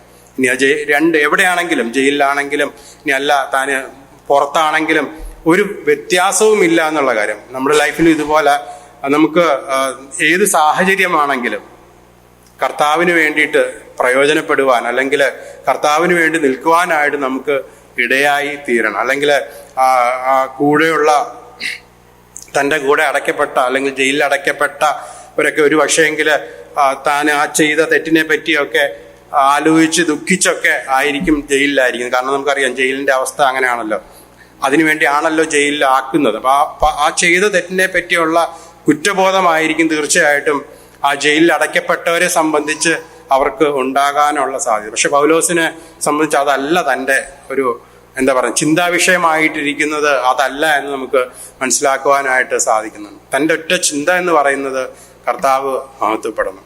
അതിന് എന്ത് തന്നെ ജീവിതത്തിൽ വന്നാലും അത് കർത്താവ് തന്നെ മഹത്വപ്പെടണം എന്നുള്ളതാണ് നമുക്ക് മനസ്സിലാക്കുവാനായിട്ട് സാധിക്കുന്നത്. നമുക്ക് അങ്ങനെ തൻ്റെ ജീവിതം, അല്ലെങ്കിൽ തങ്ങളെക്കാൾ കർത്താവാണ് മഹിമപ്പെടേണ്ടത് എന്നുള്ളതെങ്കിൽ കർത്താവിന് വേണ്ടിയിട്ട് തങ്ങളുടെ ജീവിതങ്ങളെ ഉപേക്ഷിച്ച അനേകരെ നമുക്ക് കാണുവാനായിട്ട് സാധിക്കുന്നുണ്ട്. അവരൊക്കെയും കർത്താവിന് വേണ്ടിയിട്ട് അവരുടെ നല്ലതായിട്ടുള്ള കാര്യങ്ങൾ, അല്ലെങ്കിൽ തങ്ങൾക്ക് അനുഭവിക്കാവുന്ന എല്ലാ നന്മകളും വേണ്ട എന്ന് വയ്ക്കുവാനായിട്ട് സന്നദ്ധരായ അനേകരെ നമുക്ക് ദൈവവചനത്തിൽ തന്നെ നമുക്ക് കാണുവാനായിട്ട് സാധിക്കുന്നുണ്ട്. അനേകരെ നമുക്ക് ആ വിധത്തിൽ മോശയെ കാണാൻ നമുക്ക് സാധിക്കുന്നുണ്ട്. മോശ അവിടെയുള്ള ആ നിക്ഷേപങ്ങളെക്കാൾ കർത്താവിൻ്റെ നിന്ന, അല്ലെങ്കിൽ ആ അപമാനം, അത് സ്വീകരിക്കുവാനായിട്ട് മോശയ്ക്ക് ഇടയായിട്ട് തീർന്നു. ഇങ്ങനെ അനേകരെ നമുക്ക് കാണുവാനായിട്ട് സാധിക്കും. കർത്താവിന് വേണ്ടിയിട്ട് ചിലതൊക്കെ അനുഭവിക്കാൻ, അല്ലെങ്കിൽ കർത്താവിൻ്റെ നാമം നമ്മിലൂടെ മഹത്വപ്പെടുവാൻ ആയിട്ട് ഇടയായി തീരണം. അതായിരിക്കണം നമ്മുടെയും ജീവിത ലക്ഷ്യം എന്ന് പറയുന്നു. രണ്ടാമത് നമുക്ക് അവിടെ കാണുവാനായിട്ട് സാധിക്കുന്നത്, അങ്ങനെ ഞാൻ 20-ാമത്തെ വാക്യത്തിൽ അങ്ങനെ ഞാൻ ഒന്നിലും ലജ്ജിച്ച് പോകാതെ എന്നൊരു വാക്ക് നമുക്കവിടെ കാണുവാനായിട്ട് സാധിക്കും. അങ്ങനെ ഞാൻ ഒന്നിലും ലജ്ജിച്ചു പോകാതെ പൂർണ്ണ ധൈര്യം പൂണ്ട് ക്രിസ്തു എൻ്റെ ശരീരത്തിങ്കൽ ജീവനാലാകട്ടെ മരണത്താലാകട്ടെ എപ്പോഴും എന്ന പോലെ ഇപ്പോഴും മഹിമപ്പെടുകയുള്ളൂ എന്ന് പ്രതീക്ഷിക്കുന്നു. അങ്ങനെ ഞാൻ ഒന്നിലും ലജ്ജിച്ചു പോകാതെ. ഈ ലജ്ജിച്ചു പോവുക എന്ന് പറയുമ്പോൾ സ്വാഭാവികമായിട്ട് നമ്മൾ പെട്ടെന്ന് ചിന്തിക്കുമ്പോൾ നമ്മുടെ മനസ്സിലൂടെ വരുന്നത് ഒരു പക്ഷേങ്കിൽ താന് സുവിശേഷം അറിയിക്കുമ്പോൾ ഉണ്ടാകാമാവുന്ന ആ ലജ്ജ കുറിച്ച് വേണമെങ്കിൽ നമുക്ക് ചിന്തിക്കാം. പക്ഷേ പൗലോസിനെ സംബന്ധിച്ചിടത്തോളം അങ്ങനെ ഒരു ലജ്ജയ്ക്ക് ഒരു സാധ്യതയും തൻ്റെ ജീവിതത്തിൽ കാണുവാനായിട്ട് നമുക്ക് സാധിക്കുന്നില്ല. ലജ്ജിക്കുക എന്ന് പറയുമ്പോൾ നേരത്തെ പറഞ്ഞതുപോലെയുള്ള ഒരു സിറ്റുവേഷൻ തന്നെയാണ് വീണ്ടും നമുക്ക് കാണുവാനായിട്ട് സാധിക്കുന്നത്. ലജ്ജിച്ചു പോകാൻ നേരത്തെ 19-ാം വാക്യത്തിൽ നമ്മൾ കണ്ടു, അതെനിക്ക് രക്ഷാകാരണമായി തീർന്നു. അതേപോലെ തന്നെയാണ് ഞാൻ ഒന്നിലും ലജ്ജിച്ചു പോകാതെ എന്ന് പറയുമ്പോൾ കർത്താവിൻ്റെ സുവിശേഷം അറിയിക്കുമ്പോൾ നമ്മൾ ലജ്ജിച്ചു അല്ലെങ്കിൽ അത് എന്താ പറയുന്നത്, ആ ഒരു തടസ്സം കൂടാതെ അല്ലെങ്കിൽ ആ മർമ്മം എന്താണോ അത് പറയേണ്ടും വണ്ണം പറയാൻ ഉള്ള കൃപ ലഭിക്കേണ്ടതിന് നമ്മൾ പ്രാർത്ഥിക്കണം. അല്ലെങ്കിൽ ആ സമയത്ത് താൻ ലജ്ജിച്ചു പോകരുത് എന്നാണ് നമുക്ക് കാണുവാനായിട്ട് സാധിക്കുന്നത്. കാരണം ലോകപ്രകാരമുള്ള ആ ഒരു ലജ്ജയെ പറ്റി അല്ല ഈ പറയുന്നതെന്ന് നമുക്ക് വ്യക്തമായിട്ട് മനസ്സിലാക്കുവാനായിട്ട് സാധിക്കുന്നുണ്ട്. പൗലോസ് പറയുന്നുണ്ടല്ലോ, എനിക്ക് സുവിശേഷത്തെക്കുറിച്ച് എനിക്ക് ലജ്ജയില്ല എന്ന് പൗലോസ് പറയുന്നതായിട്ട് നമുക്ക് കാണുവാനായിട്ട് സാധിക്കുന്നുണ്ട്. അപ്പം അങ്ങനെയാണെങ്കിൽ പൗലോസിന് ആ സുവിശേഷം അറിയിക്കുക അല്ലെങ്കിൽ അത് ഏറ്റവും ഇഷ്ടമുള്ള ഒരു കാര്യമായിട്ടാണ് തൻ്റെ ജീവിതത്തിൽ ആയിരിക്കുന്നത് എന്നുള്ളതിന് ഒരു സംശയമില്ല. ഈ ലോകപ്രകാരം ഒരു പക്ഷേങ്കിൽ നമ്മൾ സുവിശേഷം അറിയിക്കുമ്പോൾ പലപ്പോഴും നമ്മൾ ലജ്ജിക്കാറുണ്ട്, അല്ലെങ്കിൽ പലപ്പോഴും നമ്മൾ മടി കാണിക്കാറുണ്ട്. അതിനുള്ള ഒരു കാരണമെന്ന് പറയുന്നത് നമ്മൾ ആ കർത്താവിനോടുള്ള നമ്മുടെ ആ സ്നേഹം എന്താണ് എന്നുള്ളതാണ് നമ്മളവിടെ ചിന്തിക്കേണ്ടിയിരിക്കുന്നത്. പലപ്പോഴും സുവിശേഷം അറിയിക്കാതിരിക്കുന്നതിലൊക്കെ നമ്മൾ കണ്ടെത്തുന്ന പല കാരണങ്ങൾ ഒരു പക്ഷേങ്കിൽ നമ്മൾ കണ്ടെത്തുവാനായിട്ട് സാധിക്കും. പക്ഷേ പൗലോസ് ഇവിടെ സുവിശേഷത്തെക്കുറിച്ച് ലജ്ജിക്കുന്നതായിട്ട് നമുക്ക് കാണുവാനായിട്ട് സാധിക്കും. പൗലോസ് ഇവിടെ പറയുന്ന ഒരു കാര്യം, ഞാൻ ലജ്ജിച്ചു പോകാതെ ഇരിക്കണം എന്ന് വെച്ചാൽ കർത്താവിൻ്റെ സുവിശേഷം അറിയിപ്പാൻ എനിക്ക് എല്ലാ രീതിയിലും ഇടയാകണം. അല്ലെങ്കിൽ നേരത്തെ പറഞ്ഞ പോലെ ഒരു തടസ്സവും ഉണ്ടാകാനായിട്ട് പാടില്ല. ഇനി എന്തുകൊണ്ടാണ് ഈ പൗലോസ് ലജ്ജിച്ചു പോകാതെ ഇരിക്കുന്നത് എന്നുള്ള കാര്യം നമ്മളൊന്ന് ചിന്തിച്ചാൽ നമുക്കറിയാം, ഈ പൗലോസിന്റെ അടിസ്ഥാനം എന്ന് പറയുന്നത് അല്ലെങ്കിൽ ക്രിസ്തുവിൽ ആണ് തൻ്റെ അടിസ്ഥാന റൂട്ട് ഉണ്ടായിരിക്കുന്നത് കർത്താവിലാണ്. അപ്പം കർത്താവില് അടിസ്ഥാനപ്പെട്ടിരിക്കുകയാണെങ്കിൽ തീർച്ചയായിട്ടും കർത്താവ് ആഗ്രഹിക്കുന്ന കാര്യങ്ങൾ നമ്മിലൂടെ ചെയ്യുവാനായിട്ട് സാധിക്കും എന്നുള്ളതിന് ഒരു സംശയമില്ല. നമുക്കും ഈ പറഞ്ഞ പോലെ സുവിശേഷം അറിയിക്കുന്നതിന് അല്ലെങ്കിൽ കർത്താവിന് വേണ്ടി ചില കാര്യങ്ങളൊക്കെ ചെയ്യുന്നതിന് നമ്മൾ ലജ്ജ അല്ലെങ്കിൽ നമ്മൾ ലജ്ജിച്ചു പോകാറുണ്ടെങ്കിൽ, ലജ്ജ കാണിക്കാറുണ്ടെങ്കിൽ അതിനൊരു പ്രധാന കാരണം നമ്മുടെ അടിസ്ഥാനം എവിടെ ആയിരിക്കുന്നു എന്നുള്ളത് നമ്മളൊന്ന് ചിന്തിക്കേണ്ടിയിരിക്കുന്നു.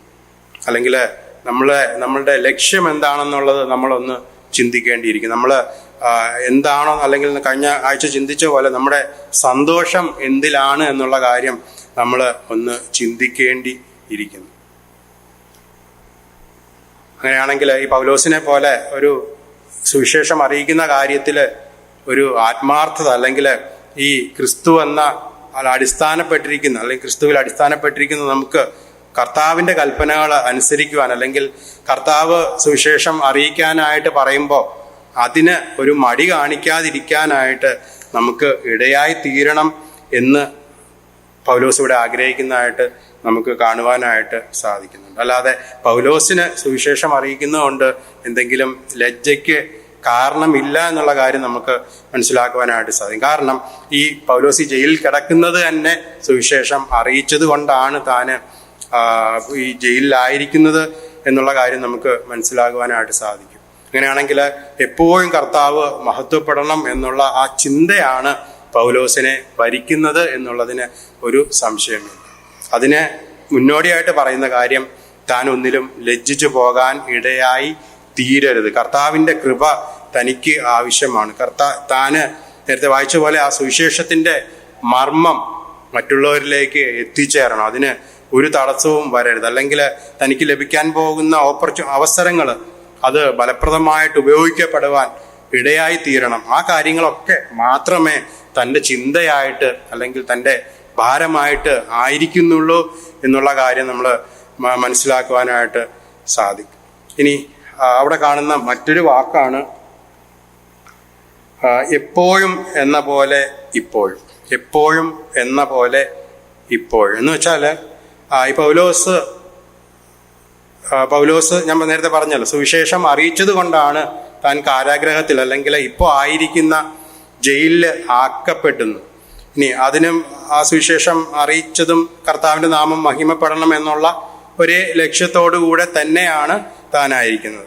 ഇനി ഈ പൗലോസ് പറയാനായിട്ട് ആഗ്രഹിക്കുന്ന ഒരു കാര്യം എന്ന് പറഞ്ഞാൽ, അല്ലെങ്കിൽ എപ്പോഴും എന്ന പോലെ ഇപ്പോഴും എന്ന് പറയുമ്പോൾ താൻ മുൻപേ ചെയ്തു വന്നിരുന്നത് പോലെ ഇപ്പോഴും ഇനി പിന്നീടും ആ ഒരേ കാര്യം തന്നെ, അല്ലെങ്കിൽ തൻ്റെ ലക്ഷ്യം ഒന്നും മാറാതെ അതേ രീതിയിൽ മുമ്പോട്ട് പോകണം എന്നുള്ള കാര്യമാണ് പൗലോസ് അവിടെ ആഗ്രഹിക്കുന്നത് എന്നുള്ള കാര്യം നമുക്ക് മനസ്സിലാക്കുവാനായിട്ട് സാധിക്കും.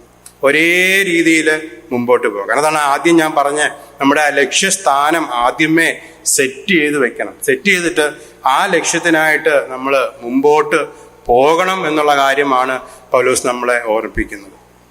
ഇപ്പോൾ എന്ന പോലെ എപ്പോഴും എന്ന പോലെ ഇപ്പോൾ എന്ന് വെച്ചാൽ നേരത്തെ എങ്ങനെയാണോ ആയിരുന്നത്, അല്ലെങ്കിൽ സുവിശേഷം അറിയിക്കുന്നതിൽ അല്ലെങ്കിൽ കർത്താവിൻ്റെ നാമത്തിൻ്റെ മഹത്വത്തിനായിട്ട് താൻ മുമ്പ് എങ്ങനെയായിരുന്നോ അതേപോലെ തന്നെയാണ് ഇന്നും. അതേപോലെ തന്നെ ഇനി മുമ്പോട്ടും ആകണം. അല്ലെങ്കിൽ അതിനൊരു കുറവും വരാനായിട്ട് പാടില്ല എന്നുള്ളതാണ് താൻ ആഗ്രഹിക്കുന്ന ഒരു കാര്യമായിട്ട് അവിടെ കാണുവാനായിട്ട് സാധിക്കുന്നു. പൗലോസിൻ്റെ ജീവിതം നോക്കുകയാണെങ്കിൽ നമുക്കറിയാം, അനേക സ്ഥലങ്ങളുണ്ട്. നമ്മൾ ലുസ്ത്രയിൽ കല്ലെറിയപ്പെടുന്ന ഒരു കാര്യം നമ്മൾ കാണുന്നുണ്ട്. അപ്പോസ്തല പ്രവൃത്തിയിൽ നമുക്കത് കാണുവാനായിട്ട് സാധിക്കുന്നുണ്ട്. പിന്നെ സ്ലേവ് ഗേൾ അല്ല അടിമ പെൺകുട്ടിയെ രക്ഷിക്കുമ്പോഴും ആ ഒരു അവസരം നമുക്ക് കാണുവാനായിട്ട് സാധിക്കുന്നുണ്ട്. ഇവിടെ എല്ലാം എന്താണ് സംഭവിക്കുന്നതെന്ന് വെച്ചാൽ അവിടെയൊക്കെ കർത്താവിൻ്റെ നാമം മഹിമപ്പെടുവാനാണ് താന് ആഗ്രഹിച്ചതെന്ന് നമുക്ക് കാണുവാനായിട്ട് സാധിക്കുന്നുണ്ട്. രണ്ട് സ്ഥലങ്ങളിലും താന് അടയാളങ്ങൾ ചെയ്തു. അവിടെയൊക്കെ കർത്താവിൻ്റെ നാമം മാത്രം മഹിമപ്പെടണം എന്നാണ് താൻ ആഗ്രഹിച്ചത്. അല്ലെങ്കിൽ ആ അടിമ പെൺകുട്ടിയെ രക്ഷിക്കുമ്പോൾ ആണ് അവിടുന്ന് തന്നെ വലിച്ചഴിച്ച് ജയിലിലേക്ക് അല്ലെങ്കിൽ അധികാരികളുടെ അടുത്തേക്കൊക്കെ കൊണ്ടുവരുന്നതായിട്ട് നമുക്ക് കാണുവാനായിട്ട് ഇടയായി തീരുന്നത്. അപ്പം ആ രണ്ട് സ്ഥലത്തും താന് കർത്താവിൻ്റെ നാമം മഹിമപ്പെട്ടു എന്ന് തന്നെയാണ് വിശ്വസിക്കുന്നത് എന്ന് നമുക്ക് മനസ്സിലാക്കുവാനായിട്ട് സാധിക്കുന്നുണ്ട്. അപ്പം നമ്മുടെ ജീവിതത്തിൽ അല്ലെങ്കിൽ ഏത് അവസരങ്ങൾ വന്നാലും, അല്ലെങ്കിൽ താന് വളരെ കഷ്ടതയിലൂടെയൊക്കെ കടന്നുപോയതായിട്ട് നമുക്ക് കാണുവാനായിട്ട് സാധിക്കും. താൻ ചില അടയാളങ്ങൾ ചെയ്ത് ചിലരെയൊക്കെ രക്ഷിക്കുന്നതായിട്ട് നമ്മൾ കാണുവാനായിട്ട് സാധിക്കുന്നുണ്ട്. ഇതൊക്കെ ഏതൊരു ജീവിതത്തിൻ്റെ ഏതൊരവസ്ഥയായിരുന്നാലും ഈ താൻ ആഗ്രഹിക്കുന്നത് പോലെ കർത്താവിൻ്റെ നാമം മഹിമപ്പെടണം എന്നാണ് നമുക്ക് മനസ്സിലാക്കുവാനായിട്ട് സാധിക്കുന്നത്. ഇനി നമ്മുടെ ലൈഫും അല്ലെങ്കിൽ നമ്മുടെ ജീവിതം ഒന്ന് ചിന്തിച്ച് നോക്കുകയാണെങ്കിൽ ഇതുപോലെ പറയുവാനായിട്ട് സാധിക്കുന്നുണ്ട്. എപ്പോഴും എന്ന പോലെ ഇപ്പോഴും എന്നുള്ള കാര്യം. എപ്പോഴും എന്ന പോലെ ഇപ്പോഴും മഹിമപ്പെടുകയേ ഉള്ളൂ. നമുക്കത് പറയുവാനായിട്ട് സാധിക്കാറുണ്ടോ നമ്മുടെ ജീവിതം കൊണ്ട്? അല്ലെങ്കിൽ ഞാൻ ഇന്നലെ കർത്താവിനെ മഹത്വപ്പെടുത്തിയ പോലെ ഇന്നും എനിക്ക് മഹത്വപ്പെടുത്തുവാനായിട്ട് കഴിയുന്നുണ്ട്? അതേ ലെവലിൽ തന്നെ അല്ലെങ്കിൽ അതേ രീതിയിൽ തന്നെ അല്ല അതിനേക്കാൾ കുറച്ച് ഉയർന്ന രീതിയിൽ എനിക്ക് നാളെയും എൻ്റെ കർത്താവിനെ മഹത്വപ്പെടുത്തുവാനായിട്ട് എനിക്ക് ഇടയായി തീരാറുണ്ടോ എന്നുള്ള കാര്യം നമ്മളെ തന്നെ ചിന്തിക്കേണ്ടിയിരിക്കുന്നു. ഒരു പക്ഷേങ്കിൽ ഓഫീസിലോ അല്ലെങ്കിൽ നമ്മൾ പുറത്തായിരിക്കുമ്പോൾ ഞാൻ കർത്താവിനെ എങ്ങനെ മഹത്വപ്പെടുത്തിയോ അതേപോലെ ഞാൻ ആരാധനയ്ക്കോ ബൈബിൾ ക്ലാസ്സിനോ വന്നിരുന്നപ്പോഴും ഞാൻ കർത്താവിനെ എങ്ങനെ മഹത്വപ്പെടുത്തിയോ ഇനി നാളെ ഞാൻ എവിടെ ആയിരിക്കുന്നോ അവിടെയും അതേ രീതിയിൽ എൻ്റെ കർത്താവിനെ മഹത്വപ്പെടുത്തുവാനായിട്ട് അല്ലെങ്കിൽ കർത്താവ് എന്നിലൂടെ മഹിമപ്പെടുവാനായിട്ട് ഇടയായി തീരുമോ അല്ലെങ്കിൽ നമ്മുടെ ജീവിതം കൊണ്ട് അതിനിടയായി തീരുമോ എന്നുള്ള കാര്യം നമ്മളെ തന്നെ ചിന്തിക്കേണ്ടിയിരിക്കും. അല്ലെങ്കിൽ നമ്മളെ തന്നെ വിലയിരുത്തേണ്ടിയിരിക്കുന്നു എന്നുള്ള കാര്യം നമ്മൾ മറന്നു പോകാനായിട്ട് പാടില്ല. നമുക്ക് തീർച്ചയായിട്ടും പൗലോസ് ആഗ്രഹിച്ച പോലെ ഇതിനൊക്കെ ദൈവത്തിൻ്റെ കൃപയില്ലാതെ നമുക്ക് ഈ കാര്യങ്ങളൊന്നും ചെയ്യുവാനായിട്ട് സാധിക്കില്ല എന്നുള്ള കാര്യവും നമ്മൾ മറന്നു പോകാനായിട്ട് പാടില്ല. കാരണം പലപ്പോഴും നമ്മൾ വീണു പോകാനുള്ള എല്ലാ സാധ്യതയും നമ്മുടെ മുമ്പിൽ ഉണ്ട്. അപ്പോൾ ദൈവത്തിൻ്റെ കൃപ ഇതിന് വളരെ വളരെ വളരെ ആവശ്യമാണ് എന്നുള്ളതിന് ഒരു സംശയവുമില്ല.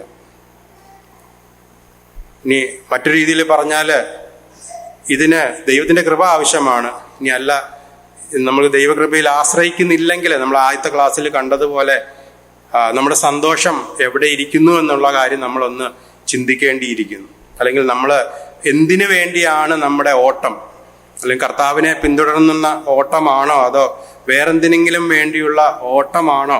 എങ്കിൽ നമുക്ക് ഈ പറഞ്ഞ പോലെ അല്ലെങ്കിൽ ഒരു സ്ഥിരതയാർന്ന രീതിയിൽ കർത്താവിനെ മഹത്വപ്പെടുത്തുവാനായിട്ട് നമുക്ക് സാധിക്കില്ല എന്നുള്ള കാര്യം നമ്മൾ മനസ്സിലാക്കേണ്ടിയിരിക്കുന്നു. കർത്താവിനെ ഒരു സ്ഥിരതയോടുകൂടി, അല്ലെങ്കിൽ ഇന്നലെ ഞാൻ മഹത്വപ്പെടുത്തിയ പോലെ ഇന്നും നാളെയും, ഇനി അല്ല കർത്താവ് എന്നെ എന്ന് വരെ ഇവിടെ ആക്കിയിരിക്കുന്നോ അതുവരെ കർത്താവിനെ മഹത്വപ്പെടുത്തുവാൻ എനിക്ക് ഇടയായി തീരണം എന്നുള്ള കാര്യമാണ് പൗലോസ് ഇവിടെ ആഗ്രഹിക്കുന്നത്. നമ്മുടെയും ജീവിതത്തിൻ്റെ ഒരു ലക്ഷ്യം, അല്ലെങ്കിൽ നമ്മുടെയും ജീവിതത്തിൻ്റെ ഒരു ലക്ഷ്യം അത് തന്നെ ആയിരിക്കുവാനായിട്ട് നമുക്ക് ആഗ്രഹിക്കാൻ, അല്ലെങ്കിൽ ദൈവത്തോട് കർത്താവിനോട് ആ വിധത്തിൽ പ്രാർത്ഥിക്കുവാനായിട്ട് ഇടയായി തീരാം.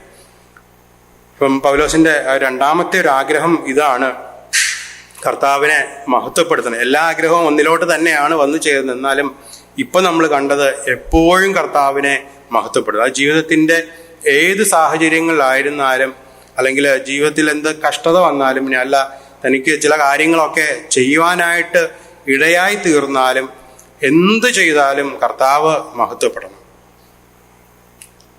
അത് നമുക്കും സാധിക്കുന്നുണ്ടോ എന്നുള്ള കാര്യം നമ്മൾ തീർച്ചയായിട്ടും ചിന്തിക്കേണ്ടിയിരിക്കുന്നു. ഒരു പക്ഷേങ്കിൽ കഷ്ടതകളൊക്കെ വരുമ്പോൾ നമ്മൾ കർത്താവിനോടൊക്കെ അടുത്ത് നിൽക്കുവാനായിട്ട് ശ്രമിക്കും. എന്നാൽ ചില കാര്യങ്ങളൊക്കെ നമ്മൾ ചെയ്തു എന്ന് കാണുമ്പോൾ, അല്ലെങ്കിൽ നമ്മളെ കൊണ്ട് സാധ്യമായി തീർന്നു എന്നൊക്കെ വരുമ്പോൾ നമുക്ക് ഏത് വിധത്തിൽ നിൽക്കുവാനായിട്ട്, അല്ലെങ്കിൽ നമ്മളെ തന്നെ ഉയർത്തുവാനായിട്ടൊക്കെ ഇടയായി തീരുന്നുണ്ടെങ്കിൽ തീർച്ചയായിട്ടും അത് ദൈവം നമ്മിൽ നിന്ന് ആഗ്രഹിക്കുന്നില്ല എന്നുള്ള കാര്യം നമുക്ക് മനസ്സിലാക്കുവാനായിട്ട് സാധിക്കും. നമ്മൾ എവിടെ ആയിരുന്നാലും, അല്ലെങ്കിൽ ജീവിതത്തിൻ്റെ ഏത് സാഹചര്യങ്ങളിലും കർത്താവിനെ മഹത്വപ്പെടുത്തണം എന്നുള്ളതാണ് കർത്താവ് നമ്മിൽ നിന്ന് ആഗ്രഹിക്കുന്ന കാര്യമായിട്ട് നമുക്ക് മനസ്സിലാക്കുവാനായിട്ട് സാധിക്കും. അതേ വാക്യത്തിൻ്റെ അവസാനം നമ്മൾ കാണുന്നത് പ്രതീക്ഷിക്കുകയും പ്രത്യാശിക്കുകയും ചെയ്യുന്നു എന്ന് നമുക്ക് കാണുവാനായിട്ട് സാധിക്കുന്നു. അതായത് പൗലോസിന്റെ ഒരു ഉറച്ച ആഗ്രഹമായിട്ട്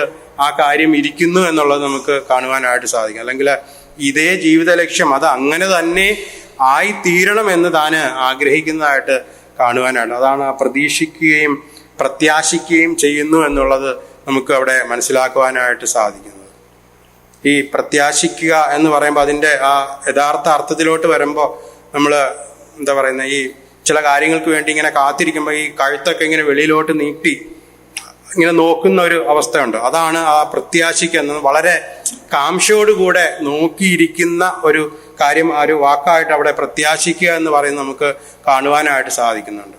അല്ലെങ്കിൽ അതിനോട് എന്തോരം താല്പര്യത്തോടു കൂടെയാണ് നമ്മൾ ആയിരിക്കും. അല്ലെങ്കിൽ നമ്മളിപ്പോൾ പറഞ്ഞ പോലെ ആരെങ്കിലുമൊക്കെ കാത്തിരിക്കുമ്പോൾ അവർ വരുന്നുണ്ടോ, അല്ലെങ്കിൽ ആ കാര്യം നടക്കുന്നുണ്ടോ എന്ന് വളരെ ആകാംക്ഷയോടുകൂടെ നമ്മൾ ആഗ്രഹിച്ച് അല്ലെങ്കിൽ നോക്കിയിരിക്കുന്നതിനെയാണ് ആ വിധത്തിൽ പ്രതീക്ഷിക്കുക എന്നുള്ളത് നമുക്കവിടെ കാണുവാനായിട്ട് സാധിക്കും. അപ്പം നമ്മുടെ ആഗ്രഹം ഇതായിരിക്കും, അല്ലെങ്കിൽ ഇത്രയും ഒരു ആകാംക്ഷ നമുക്ക് ഈ കാര്യത്തിൽ ഉണ്ടോ, അല്ലെങ്കിൽ ദൈവ വിഷയം സംബന്ധിച്ച് നമുക്ക് ഇങ്ങനെ ഒരു ആകാംക്ഷ അല്ലെങ്കിൽ ആഗ്രഹം നമ്മുടെ ഉള്ളിൽ ഉണ്ടോ എന്നുള്ളത് നമ്മൾ ചിന്തിക്കണം, അല്ലെങ്കിൽ ചിന്തിക്കേണ്ടി ഇരിക്കുന്നു. പലപ്പോഴും ഇത് നമ്മുടെ ഒരു ആഗ്രഹമായി തീരട്ടെ, അല്ലെങ്കിൽ കർത്താവിനെ മഹത്വപ്പെടുത്തുവാനായിട്ടൊരു ചാൻസ് ലഭിക്കുമോ എന്നുള്ള കാര്യം, അല്ലെങ്കിൽ അതിനെന്തെങ്കിലും എൻ്റെ ലൈഫിൽ എന്തെങ്കിലും ഒരു അവസരത്തിന് ഒരു അവസരം ഉണ്ടോ എന്നുള്ള കാര്യം ആകാംക്ഷയോടെ നോക്കിയിരിക്കുവാനായിട്ട് നമുക്ക് സാധിക്കുന്നുണ്ടോ എന്നുള്ള കാര്യം നമ്മളെ തന്നെ ഒന്ന് ചിന്തിക്കുന്നത്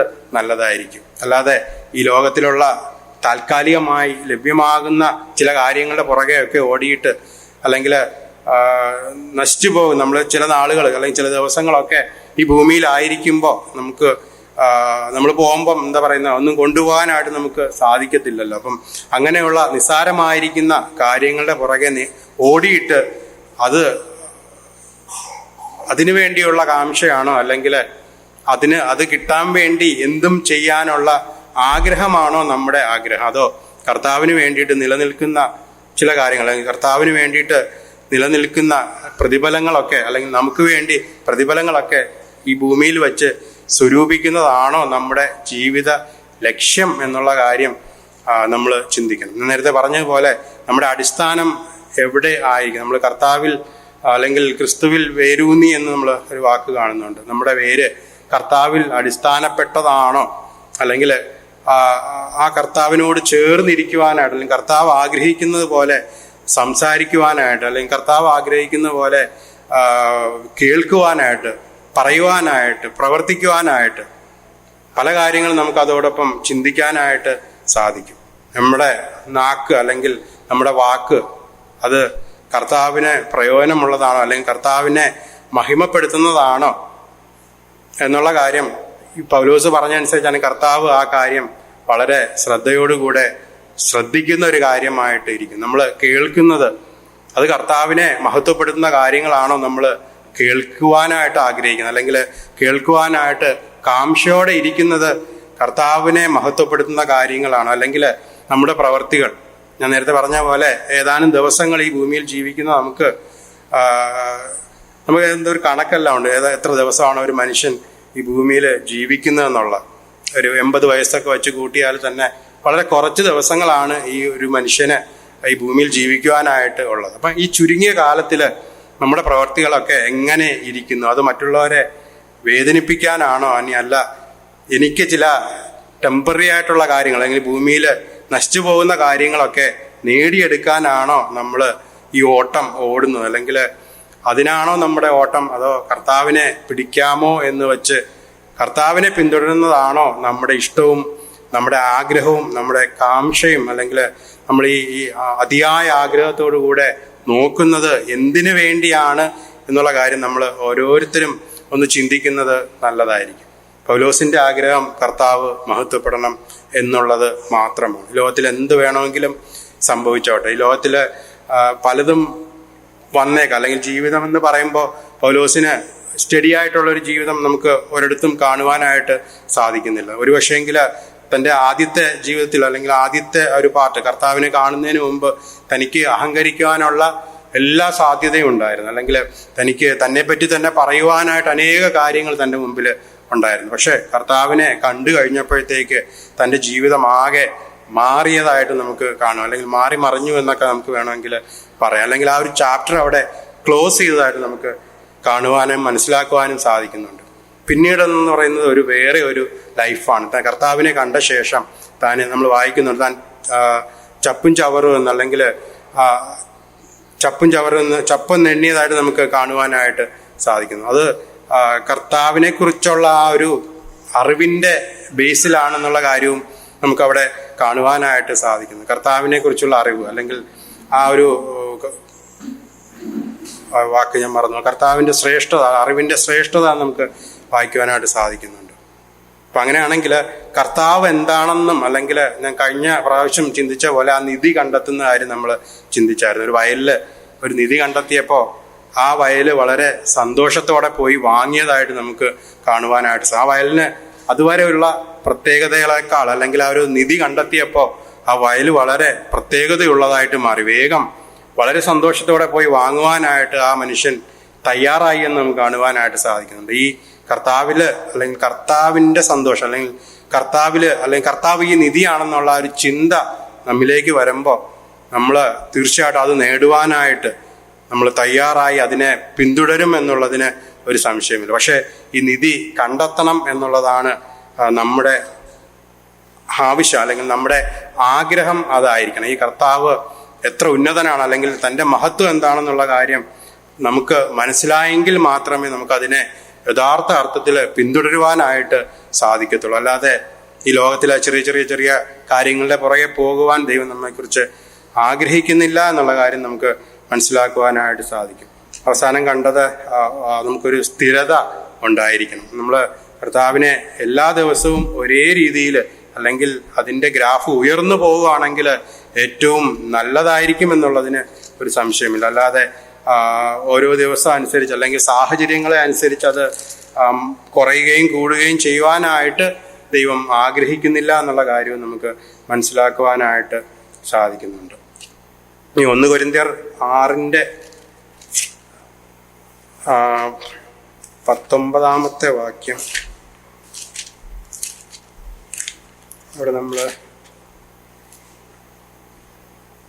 ദൈവത്തിൻ്റെ ദാനമായി നിങ്ങളിരിക്കുന്ന പരിശുദ്ധാത്മാവിൻ്റെ മന്ദിരമാകുന്നു നിങ്ങളുടെ ശരീരമെന്നും നിങ്ങളെ വിലയ്ക്ക് വാങ്ങിയിരിക്കയാൽ നിങ്ങൾ താന്താങ്കൾക്കുള്ളവരല്ല എന്നും അറിയുന്നില്ല. ആകയാൽ നിങ്ങളുടെ ശരീരം കൊണ്ട് ദൈവത്തെ മഹത്വപ്പെടുത്തുവിൻ. നിങ്ങളുടെ ശരീരം കൊണ്ട് ദൈവത്തെ മഹത്വപ്പെടുത്തുവിനെന്ന് അവിടെ കാണുവാനായിട്ട് സാധിക്കുന്നുണ്ട്. ആകയാൽ നിങ്ങളുടെ ശരീരം ദൈവത്തിൻ്റെ മന്ദിരം ആകും.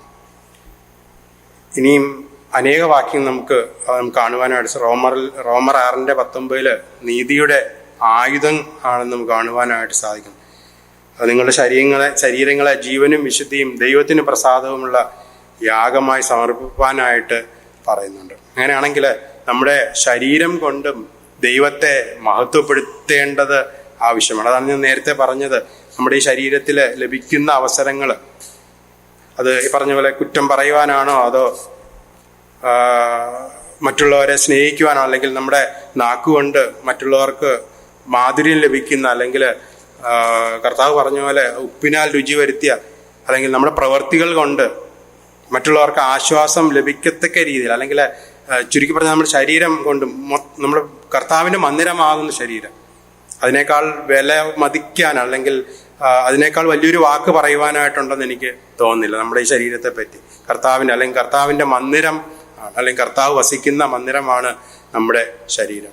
ആ ശരീരം കൊണ്ട് കർത്താവിനെ മഹത്വപ്പെടുത്തുവാണ് അല്ലെങ്കിൽ മഹത്വപ്പെടുത്തണം എന്നാണ്, അല്ലെങ്കിൽ നീതിയുടെ ആയുധങ്ങളാണ്. അത് ആ വേണ്ട വിധത്തിൽ പ്രയോജനപ്പെടുത്തണം എന്നാണ് ദൈവം നമ്മളെക്കുറിച്ച് ആഗ്രഹിക്കുന്നത് എന്നുള്ള കാര്യം നമുക്ക് മനസ്സിലാക്കുവാനായിട്ട് സാധിക്കുന്നുണ്ട്. അങ്ങനെയാണെങ്കിൽ ആദ്യം ഇവിടെ നമ്മൾ കണ്ടത് കർത്താവിനെ താന് മഹത്വപ്പെടുത്തുവാനായിട്ട് ആഗ്രഹിക്കുന്നു എന്നുള്ള കാര്യം, അല്ലെങ്കിൽ അത് പല വിധത്തിൽ അത് പല രീതിയിൽ താന് വെളിപ്പെടുത്തുന്നതായിട്ട് നമുക്ക് കാണുവാനായിട്ട് സാധിക്കുന്നുണ്ട്. ഇപ്പം നമ്മൾ വായിച്ചത് 20 അവസാന ഭാഗം എന്നും പ്രതീക്ഷിക്കുകയും പ്രത്യാശിക്കുകയും ചെയ്യുന്നു എന്നാണ്. അല്ലെങ്കിൽ വളരെ കാംക്ഷയോടുകൂടെ അല്ലെങ്കിൽ വളരെ ആഗ്രഹത്തോടുകൂടെ താന് ആയിരിക്കുന്നു, അല്ലെങ്കിൽ കർത്താവിനെ മഹത്വപ്പെടുത്തുവാൻ അല്ലെങ്കിൽ കർത്താവ് തന്നിലൂടെ മഹത്വപ്പെടുവാൻ താൻ വളരെയധികം ആഗ്രഹിക്കുന്നതായിട്ട് നമുക്ക് കാണുവാനായിട്ട് സാധിക്കുന്നുണ്ട്. അവിടെ വായിക്കുന്ന മറ്റൊരു ഭാഗം എന്ന് പറയുന്നത് 20 വാക്യത്തിൽ തന്നെ പൂർണ്ണ ധൈര്യം പൂണ്ട് ക്രിസ്തു എൻ്റെ ശരീരത്തിങ്കൽ ജീവനാൽ ആകട്ടെ മരണത്താൽ ആകട്ടെ ജീവനാൽ ആകട്ടെ മരണത്താൽ ആകട്ടെ.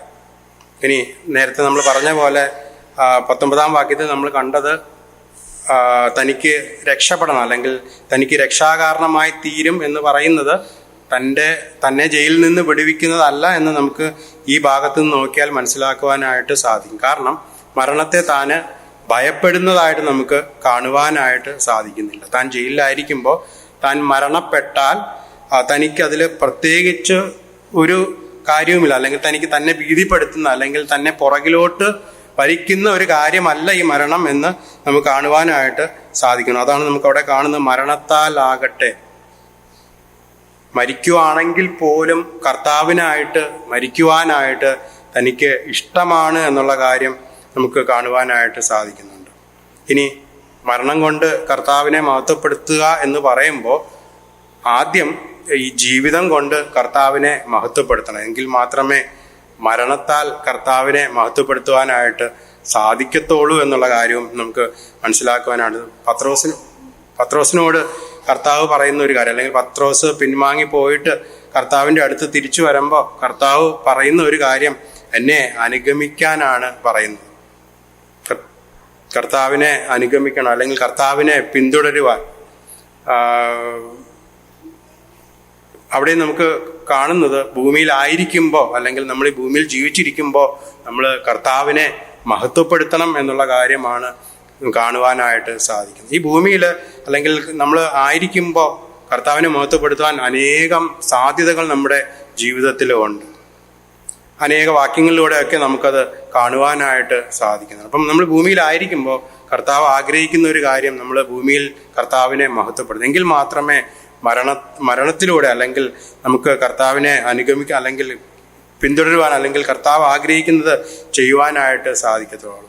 നമുക്കറിയാം, യഹോവ ഭക്തന്മാരുടെ മരണം യഹോവയ്ക്ക് വിലയേറിയതെന്ന് നമ്മൾ വായിക്കുന്നുണ്ട്. സങ്കീർത്തനങ്ങളിൽ നമുക്കത് കാണുവാനായിട്ട് സാധിക്കുന്നുണ്ട്. അതേപോലെ തന്നെ മറ്റൊരു വാക്യമുണ്ട്, മരിക്കുന്നവന്റെ മരണത്തിൽ എനിക്ക് പ്രസാദമില്ല എന്ന് നമുക്കവിടെ കാണുവാനായിട്ട് സാധിക്കുന്നു. അപ്പം കർത്താവ് ആഗ്രഹിക്കുന്നത് കർത്താവിനെ പിന്തുടരണം എന്നുള്ളതാണ്. ഈ പത്രോസ് കർത്താവിനെ വിട്ടുപോയെങ്കിലും കർത്താവ് അവനെ തിരിച്ചു കൊണ്ടുവന്നിട്ട് അവനോട് പറയുന്ന ഒരു കാര്യം, നീ എന്നെ അനുഗമിക്കണം, അല്ലെങ്കിൽ കർത്താവിനെ അനുഗമിക്കുവാനായിട്ടാണ് കർത്താവ് ആഹ്വാനം ചെയ്യുന്നത്. ഈ ഭൂമിയിൽ നമ്മൾ ആയിരിക്കുമ്പോൾ കർത്താവിനെ അനുഗമിക്കണം എന്ന് പറയുമ്പോൾ കർത്താവ് ആഗ്രഹിക്കുന്നത് പോലെ നടക്കുവാനായിട്ട്, അല്ലെങ്കിൽ കർത്താവ് ആഗ്രഹിക്കുന്ന പോലെ പ്രവർത്തിക്കുവാൻ, ചിന്തിക്കുവാൻ ഒക്കെ നമ്മുടെ ജീവിതത്തിൽ അത് ഇടയായി തീരണം എന്നുള്ളതിന് ഒരു സംശയവുമില്ല എന്ന് പൗലോസ് നമുക്ക് കാണിച്ചു തരുവാണ്. പൗലോസിന്റെ ആഗ്രഹം അത് തന്നെയാണ്. തൻ്റെ ജീവിതത്തിൽ എന്ത് സംഭവിച്ചാലും, മരിച്ചാലും ഇനി അല്ല ജീവിച്ചാലും, അതെല്ലാം കർത്താവിൻ്റെ മഹത്വത്തിന് വേണ്ടി മാത്രം ആയിരിക്കണം. നമുക്ക് ഇങ്ങനെ ചിന്തിക്കുവാനായിട്ട് എത്രത്തോളം സാധിക്കുമെന്നുള്ളത് എനിക്കറിയത്തില്ല. നമ്മൾ മരിച്ചാലും ഇനി അല്ല, കാരണം നമുക്ക് മരണത്തെപ്പറ്റി പറയുമ്പോൾ തന്നെ നമുക്ക് പലപ്പോഴും പേടിയാണ്. കാരണം മരിക്കുവാനായിട്ട് നമുക്ക് പലപ്പോഴും പേടി ഉണ്ട്. അങ്ങനെയുള്ളവര് മരണം കൊണ്ട് കർത്താവിനെ മഹത്വപ്പെടുത്തും എന്ന് പറയുവാൻ എത്രത്തോളം സാധിക്കുന്നു? കാരണം നമുക്ക് ദൈവത്തിന്റെ കൃപ അതിനും ആവശ്യമാണ് എന്നുള്ളതിന് ഒരു സംശയമില്ല. കർത്താവിനെ ജീവിതം കൊണ്ടാണെങ്കിലും ഇനി അല്ല മരണം കൊണ്ടാണെങ്കിലും കർത്താവിനെ മഹത്വപ്പെടുത്തുവാനായിട്ട് നമുക്ക് ഇടയായിട്ട് തീരണം. അതാണ് കർത്താവ് നമ്മളെക്കുറിച്ച് ആഗ്രഹിക്കുന്നത്. ഇനി ആ പ്രതീക്ഷ, അല്ലെങ്കിൽ പൗലോസിന്റെ പ്രതീക്ഷയും നമ്മൾ കണ്ടു. ആ ഒരു വളരെ പ്രത്യാശയോടുകൂടി ഇരിക്കുന്നു, അല്ലെങ്കിൽ തനിക്ക് കർത്താവിനെ എങ്ങനെ മഹത്വപ്പെടുത്താം എന്നുള്ള ആ ഒരു വലിയ ആഗ്രഹത്തോടു കൂടെ ഈ പൗലോസ് അവിടെ ആയിരിക്കുന്നതായിട്ട് നമുക്ക് കാണുവാനായിട്ട് സാധിക്കും. എൻ്റെ 21 വാക്യത്തിലോട്ട് നമ്മൾ വരുമ്പോൾ നമ്മൾ അവിടെ അതാണ് കാണുന്നത്, എനിക്ക് ജീവിക്കുന്നത് ക്രിസ്തുവും മരിക്കുന്നത് ലാഭവും ആകുന്നു. അതായത് നമുക്കറിയാം, സാധാരണ ഈ ബിസിനസ്സുകാരൊക്കെ ബിസിനസ് ചെയ്യുമ്പോൾ അതിൽ ലാഭവും നഷ്ടങ്ങളൊക്കെ ഉണ്ടാകാറുണ്ട്. ചില കേസസിൽ അവർക്ക് ലാഭം ഉണ്ടാവാം, ചിലപ്പോഴൊക്കെ അവർക്ക് നഷ്ടം ഉണ്ടാകാം. അത് സാധാരണയായിട്ട് സംഭവിക്കുന്ന ഒരു കാര്യമാണ്. ഇവിടെ ലാഭവും നഷ്ടത്തിലേക്ക് പോകുന്ന ഒരു സാഹചര്യം നമുക്കിവിടെ കാണുവാനായിട്ട് സാധിക്കുന്നു. രണ്ട് കാര്യങ്ങൾ, അല്ലെങ്കിൽ ജീവിച്ചാലും മരിച്ചാലും തനിക്കത് ബെനിഫിറ്റായിട്ടാണ് ഇരിക്കുന്നത് എന്നുള്ള കാര്യം പൗലോസ് നമുക്കിവിടെ കാണിച്ചു തരുന്നതായിട്ട് നമുക്ക് കാണുവാനായിട്ട് സാധിക്കും. അപ്പം ഇതിൽ നിന്ന് നമുക്ക് മനസ്സിലാക്കാൻ സാധിക്കുന്നത് പൗലോസിന്റെ ഒരു ആഴമായിട്ടുള്ള സമർപ്പണമാണ്, അല്ലെങ്കിൽ ദൈവത്തിനെ തന്നെ ദൈവം മുമ്പാകെ കൊടുക്കുന്നതായിട്ട്.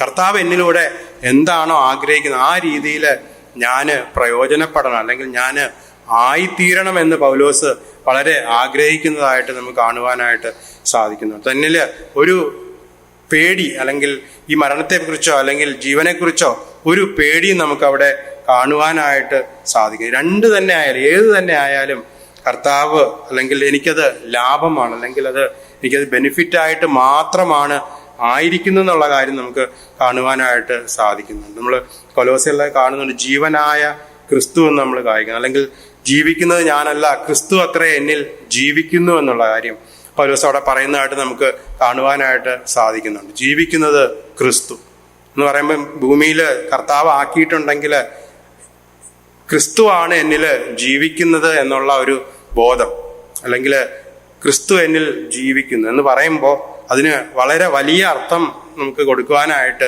സാധിക്കും. ക്രിസ്തു എന്നിൽ ജീവിക്കുക. നമ്മളൊന്ന് ചിന്തിച്ചു നോക്കിയാൽ മതി. നമ്മൾ പോകുന്നിടത്തൊക്കെ ക്രിസ്തു ഉണ്ട്, അല്ലെങ്കിൽ കർത്താവ് കൂടെ വരുന്നുണ്ട്, അല്ലെങ്കിൽ ഞാൻ സംസാരിക്കുമ്പോഴൊക്കെ കർത്താവ് കൂടെ വരുന്നുണ്ട്, അല്ലെങ്കിൽ ഞാൻ പോകുന്നിടത്തും ഞാൻ ചെയ്യുന്നിടത്തും ഞാൻ ഓരോ വാക്ക് പറയുമ്പോഴും കർത്താവ് എന്നിൽ ഉണ്ട്, അല്ലെങ്കിൽ കർത്താവാണ് ആ വാക്ക് പറയുന്നത് എന്നൊന്ന് നമ്മൾ ചിന്തിച്ചു നോക്കിയാൽ മതി. കർത്താവിന് പറയാൻ പറ്റുന്ന വാക്കുകളാണോ നമ്മുടെ വായിൽ നിന്ന്, അല്ലെങ്കിൽ നമ്മുടെ പ്രവർത്തികൾ കർത്താവിന് ചെയ്യാൻ പറ്റുന്ന പ്രവർത്തികളാണോ നമ്മുടെ പ്രവർത്തികൾ എന്നുള്ള കാര്യം നമ്മൾ ചിന്തിക്കേണ്ടിയിരിക്കുന്നു. ഫിലിപ്പിയർ 3:8 നമ്മൾ ആ വാക്ക് കാണുന്നുണ്ട്, ക്രിസ്തുവിനെ കുറിച്ചുള്ള പരിജ്ഞാനത്തിന്റെ ശ്രേഷ്ഠത നിമിത്തം. ക്രിസ്തുവിനെ കുറിച്ചുള്ള പരിജ്ഞാനത്തിൻ്റെ ശ്രേഷ്ഠത 3:8 നമുക്കത് കാണുവാനായിട്ട് സാധിക്കുന്നത്.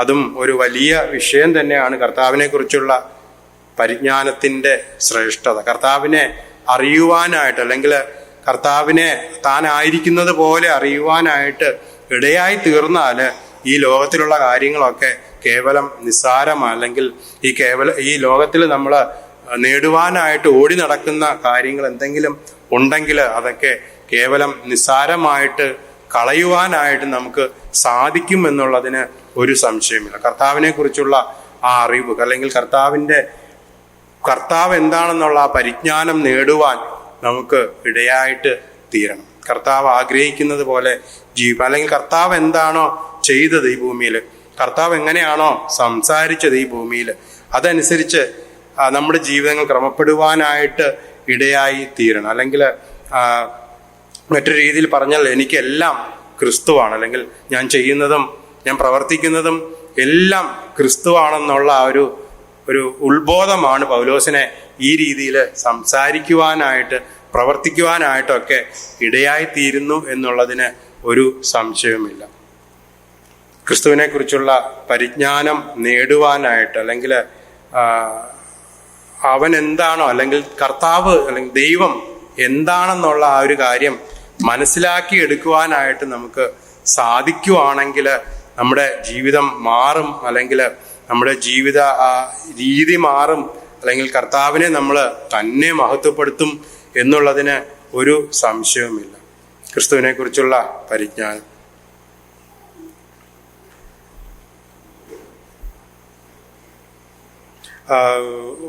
1 കൊരിന്ത്യർ 2:2 നമ്മളൊരു വാക്ക് കാണുന്നുണ്ട്, ക്രിസ്തുവിനെ അല്ലാതെ മറ്റൊന്നും അറിയാത്തവനായി ഇരിക്കണം. ക്രിസ്തുവിനെ അല്ലാതെ മറ്റൊന്നും അറിയാത്ത എന്ന് വെച്ചാൽ ഒരു ബോധമില്ലാത്ത ആ രീതിയിലുള്ള ഒരു ജീവിതമല്ല. കർത്താവിനെ അറിയണം, അല്ലെങ്കിൽ കർത്താവിനെ മനസ്സിലാക്കണം, ആ രീതിയിലുള്ള ഒരു ജീവിതമാണ് കർത്താവ് നമ്മിൽ നിന്ന് ആഗ്രഹിക്കുന്നതെന്നുള്ള കാര്യം നമുക്ക് മനസ്സിലാക്കുവാനായിട്ട് സാധിക്കുന്നുണ്ട്. രണ്ടാമത് നമ്മൾ കാണുന്നത് മരിക്കുന്നത് ലാഭം.